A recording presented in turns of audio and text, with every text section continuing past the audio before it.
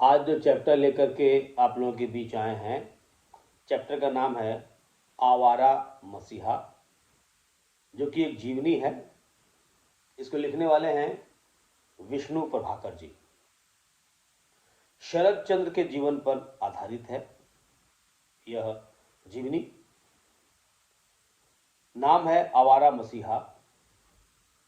प्रथम पर्व दिशाहरा, जो वाकई दिशाहरा है, इनकी विष्णु प्रभाकर जी की रचना है।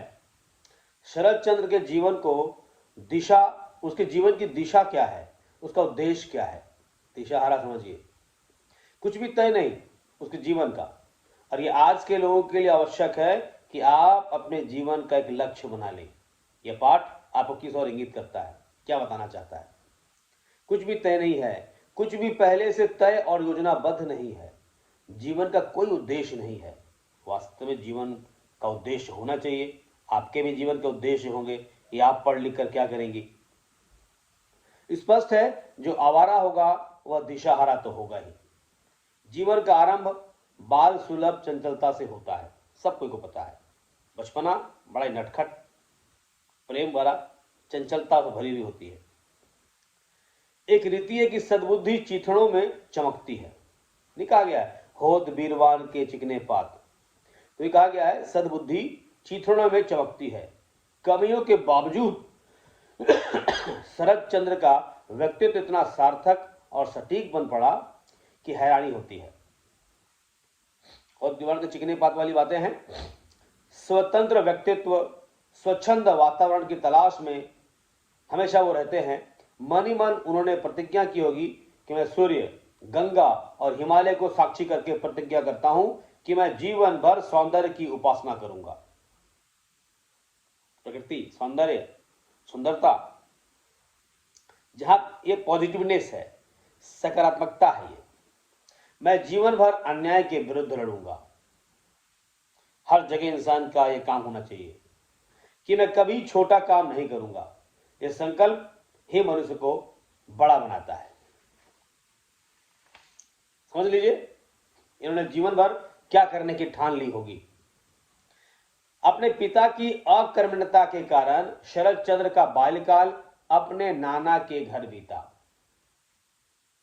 समझिए, नाना का परिवार संयुक्त था, वहां ढेर सारे बच्चे थे और उन बच्चों के बीच शरद अपने नेतृत्व क्षमता के बल पर दलपति बन बैठता है, जैसा सम्राट अशोक के पिता चंद्रगुप्त मौर्य किया करते थे। अगर आप इतिहास पढ़ते होंगे तब परिवार अनुशासन के खिलाफ उसका विद्रोह कई रूप में दिखाई देता है। कक्षा के अनुशासन को तोड़ना बच्चों का काम तो होता ही है। बाल सुलभ शरारत करना, पतंग उड़ाना, तितलियां पकड़ना, बाग बगीचे में घूमना, फलों को तोड़ना, ये सब शरद, इन सब कामों में शरद को महारत हासिल थी। महारत हासिल था लोग को। पढ़ाई में भी अपनी कक्षा के अच्छे विद्यार्थियों में गिना जाता था। मतलब वो ऊर्जावान था, नटखट था, बदमाश था, चंचल था, शरारती था, लेकिन पढ़ने में भी तेज था। जिज्ञासा का भाव उसके मन में कूट कूट कर भरा था। जिज्ञासा जो है, अगर हमारे भीतर है, हम जिज्ञासु हैं, जानने की इच्छा होगी। आप सबों के पास स्मार्टफोन है।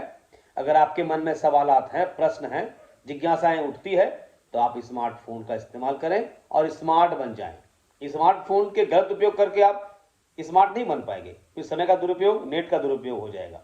अपनी जिज्ञासा को शांत करने के लिए स्मार्टफोन का सदुपयोग कीजिए। आगे, संयुक्त परिवार होने के कारण माताओं और मौसियों की अधिक संख्या थी। माता की बहन अधिक थी, मौसी अधिक थी। अक्षय पंडित मणिंद्र और शरद को पढ़ाते थे। मणिंद्र और शरद उस घर के बच्चे, नाना घर के बच्चे मणिंद्र, और इसको जो पढ़ाते थे उनका नाम था अक्षय पंडित। वे बहुत कठोर थे। नाना के जाते ही शरद ने घोषणा कर दी, cat is out, let mouse play. सबने मिलकर गाना गाया। ये एक तकिया कलाम बन गया। गाना गाया, डांस किया, डिंग डिंग डिंग। एक बालक ने अंतिम पंक्ति का अनुवाद भी कर दिया। मणि और शरद के कारण अंधेरा हो गया। ठाकुरदास की दृष्टि में यह अक्षम्य अपराध था।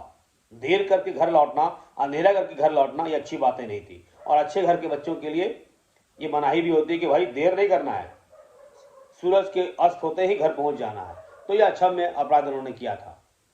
किसी तरह दोनों को मुक्ति मिल गई, किंतु जगन्नाथ शब्द का संधि विच्छेद है, जिन्होंने जगन्नाथ किया। यह मजाक था, मजाक किए थे जगन्नाथ का, जगन्नाथ। साधारणतया शरद शरद के किसी अवसर को गंवाता नहीं था। मौज मस्ती करने का जो मौका अगर उसको मिल जाए तब भरपूर उसका इस्तेमाल वो करता था। शरद की प्रेरणा से दूसरे छात्र घड़ी के 10 मिनट आगे करते। अब चोरी नहीं पकड़ी गई, होता है जब चोरी नहीं पकड़ी गई तो किसकी हिम्मत जो उसको पकड़ दे। जब लड़के घड़ी खराब कर रहे थे तब पंडित जी के आने पर सारे भाग गए। शरद वहीं बैठा रहा। शरद की भोली सूरत देखने लायक थी। पशु पक्षी पालना और उपवन लगाना भी उसके शौक में था। मैंने पशु पक्षी भी पालते थे, वाह, ये तो बचपना है भी। और आप सबों में किसी बच्चे का ये मन मिजाज होता भी होगा। पशु पक्षी पालना और उपवन लगाना, पेड़ पौधे लगाना उसका शौक था। उसके उपवन में, शरद चंद्र के उपवन में जूही, बेला, चंद्रमल्लिका और गेंदे के फूल थे। शरद को पतंग उड़ाना, लट्टू घुमाना, गोली और गुल्ली डंडा खेलना जैसे निषिद्ध खेल पसंद थे। ये उसके घर में मनाही थी, पर ये खेलता था। मजा है। आज के बच्चे तो खेलते कहाँ हैं, कहाँ पतंग उड़ाते हैं, कहाँ गोली और गुल्ली डंडा खेलते हैं। आज के बच्चे तो सिर्फ मोबाइल चलाते हैं और अपने बेहतरीन बचपना का समय है यूं ही व्यतीत कर देते हैं। ये सब खेल भी खेलना चाहिए, खेल रहा है। उसके साथी उससे मुग्ध रहते थे, क्योंकि वो बड़ा चंचल था, चतुर था, तेज था। उसके दोस्त कई बन गए और उसके साथ लगे रहते थे। शरद जो है बाग में फल चुराने में अव्वल था। मुझे भी अपने बचपना याद आता है। मैं भी बचपन में बैर, अमरूद चोरी किया करता था। शायद आप लोगों में कोई होंगे जिसके घर गांव में हो।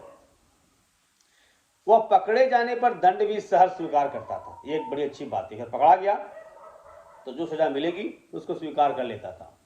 पिता की तरह उसमें भी सौंदर्य बोध था, सौंदर्य बोध, सुंदरता का पुजारी। और तभी तो वो कवि बन पाया, एक अच्छा कलमकार बन पाया। पढ़ने के कमरे में सजा कर रखता था वो। अपने शरीर को ताकतवर बनाने के लिए शरद ने अखाड़ा बनाया।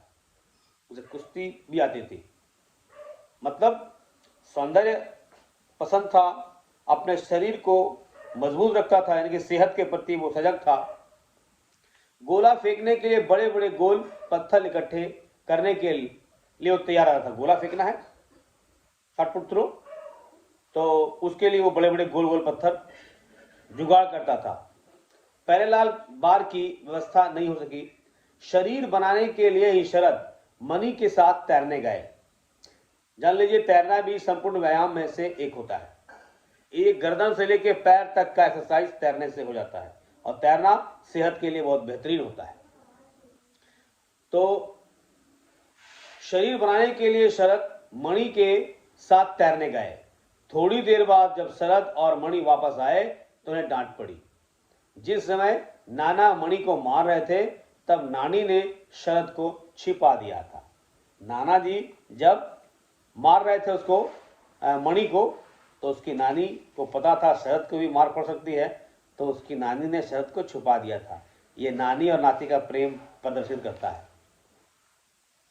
शरद को पढ़ने का बहुत शौक था। अब धीरे धीरे समझ में आ रहा है आपको। खेलने में चंचल, बदमाशी करने में चंचल, है ना। वो बचपन में जो खेल था वो बड़ा बेहतरीन तरीके से करता था। चोरी करना, बाग में आम अमरूद चोरी करना, ये भी पसंद था। और साथ ही ताकत के लिए, कुश्ती करने के लिए, शरीर को स्वस्थ रखने के लिए भी इसमें वो माहिर था, तेज था। और साथ ही साथ वो पढ़ने के प्रति भी बड़ा सजग था। शरद को पढ़ने का बड़ा शौक था। एक बार उसने संसार कोश नामक पुस्तक पढ़ी। कौन किताब पढ़ी? संसार कोश। इसमें यह भी बताया गया था कि गुरुजनों के दंड से कैसे मुक्ति मिल सकती है, हम कैसे गुरु के मार से बच सकते हैं। कोश में वह भी था कि एक हाथ लंबी बेल की छड़ जड़ किसी जहरीले सांप के फन के पास रख देने पर पल भर में वह किसी सजीव कैसे निर्जीव हो सकता है। एक टोटका कह सकते हैं, बचपना का टोटका। एक बार शरद ने एक सांप के पास बेल रखी, बेल मिलने लगा, सांप बेल को ही डसने लगा। किसी तरह मणि मामा ने सांप को मारा। ये तो मजाक हो रहा था, लेकिन ये खतरनाक था। शरद वन में तपोवन के लिए जाता था। एक बार उसके साथ सुरेंद्र मामा भी तपोवन गया। ध्यान साधना की भी बातें हैं। शरद बहुमुखी होने के साथ साथ अंतर्मुखी स्वभाव का भी था। बहिर्मुखी मैंने बताया था, और अंतर्मुखी। बहिर्मुखी हंसोड़ जो है, बिंदास रहता है, हाजिर जवाबी है, हंसता रहता है। अंतर्मुखी गुमसुम रहता है, चुपचाप रहता है, समय आने पर बात करता है, सभी लोगों से बात नहीं करता है, मतलब से बात करता है। मनोवैज्ञानिक शब्द है ये। नाना के घर रहते हुए उसने अज्ञात स्थान पर अपने एकांत के लिए तपोवन बना रखा था। इस तपोवन को घर का कोई दूसरा नहीं जानता था जहां वो जाता था। उसने अपने सबसे प्रिय सुरेंद्र मामा को ही शर्त पे इस स्थान को दिखाया था, किसी को बताना नहीं है, सशर्त। उसे सौंदर्य और संवेदना की गहरी समझ थी।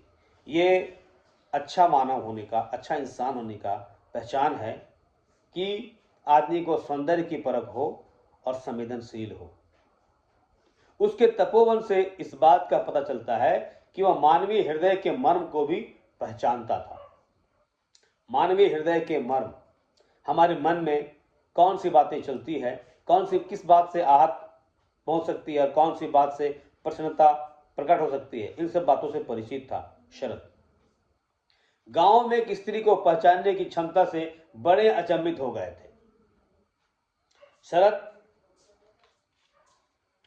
बहुमुखी प्रतिभा का धनी था। बहुमुखी प्रतिभा का धनी मतलब एक वो ऐसा इंसान जो नृत्य भी कर सकता है, भाषण भी दे सकता है, नाटक भी कर सकता है, गीत भी गा सकता है, कविता भी रच सकता है, कुश्ती भी कर सकता है, डंडा भी खेल सकता है, तलवारबाजी भी कर सकता है, स्त्रियों जैसे अभिनय भी कर सकता है। मतलब इसमें बहुत सारी प्रतिभाएं छिपी हो और सब तरह की भूमिका वो निभा सकता हो। बहुमुखी प्रतिभा का धनी कहा जाता है। शरद का साहित्य से परिचय अपने छोटे नाना अमरनाथ और एक नानी कुसुम कामिनी के द्वारा हुआ था। साहित्य के साथ परिचय, नाना जी का नाम था, छोटे नाना का नाम था अमरनाथ और उनकी छोटी नानी का नाम था कुसुम कामिनी। याद रखिए, एक नंबर क्वेश्चन बन जाएगा। इन दोनों ने ही साहित्य के प्रति संवेदनशील बनाया इन्हें। बंकिम चंद्र आदि नए लेखकों की रचनाओं से परिचित कराया था। शरद को पढ़ाई की धुन थी। शरद पिता के अभाव में पले यायावार और कल्पना जी व्यक्ति थे। उनके पिता नहीं थे, पिता थे मतलब वो बहुत योग्य नहीं थे, इसे नाना घर रह रहा था। वो साहित्य और कला के प्रति उनका अगाध प्रेम था। वह चित्रकारी भी किया करते थे, लेकिन किसी अनुशासन में बंधे रह पाना उनके लिए कठिन था, क्योंकि चंचल थे। उस जमाने में भी वे बच्चे के साथ बराबरी का व्यवहार करते थे, बच्चों की शरारतों में शामिल हो जाते थे। मतलब बड़े होने के बाद भी उनके भीतर से बचपना गया नहीं था। क्या बात। और ऐसे भी कहा गया है, जीना है तो अपने बचपना को याद करो, अपने भीतर बचपन को पनाह दो। आर्थिक रूप से स्वतंत्र न रहने के कारण उनको घर जमाई बनकर रहना पड़ा। ये देखिए, इनके जीवन की बड़ी बात है। उनके इस व्यक्तित्व का असर हमें शरद के साहित्य में मिलता है। इसी प्रकार उसकी मां भुवन मोहिनी के आत्म सौंदर्य वाले व्यक्तित्व की भी छाप हम पाते हैं। उनकी मम्मी का नाम था भुवन मोहिनी। नाना के घर की आर्थिक स्थिति खराब होने के बाद शरद को अपनी माँ बाप के साथ अपने गांव देवागपुर आना पड़ा। उनके गांव का जो नाम था, याद रखिए, देवागपुर। यहां उनका जीवन घोर अभाव में बीता, जो गरीब थे वो लोग। पढ़ाई के लिए घर तक बेच देना पड़ा। यहां आकर उनकी शरारत बहुत बढ़ गई। कुछ संगति में आकर नशा करना शुरू कर दिया। एक बात तो है, संगत का असर हम पर पड़ता है। संगत से गुण आवत है, संगत से गुण जात है। तो जब वो घर आए अपने पिता के यहाँ, नाना घर को छोड़कर, यहाँ अच्छे लोगों की संगति उनकी नहीं रह पाई और उन्होंने नशा पान करना भी शुरू कर दिया था।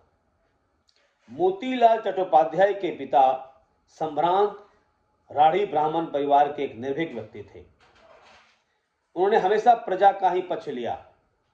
मोतीलाल के पिता बैकुंठनाथ की भी किसी ने हत्या कर दी। अंतिम क्रिया करके वे देवानंदपुर चले गए। बाद में मोतीलाल का विवाह भुवन मोहिनी से हुआ। मोतीलाल कल्पना में डूबे रहने वाले व्यक्ति थे, किंतु मोतीलाल की मां साहसी सुगृहिणी थी तथा उनकी पत्नी शांत प्रकृति की थी, निर्मल चरित्र और उदार वृत्ति की महिला थी। 15 सितंबर 1876 ईस्वी शुक्रवार की शाम को शरद चंद्र का जन्म हुआ था। ये चैप्टर के लास्ट में शरद चंद्र के जन्म के बारे में बताया जा रहा है। अब और जो कुछ व्याख्या के बच गए हैं, ये दूसरे क्लास में बहुत लंबी वीडियो हो गई है।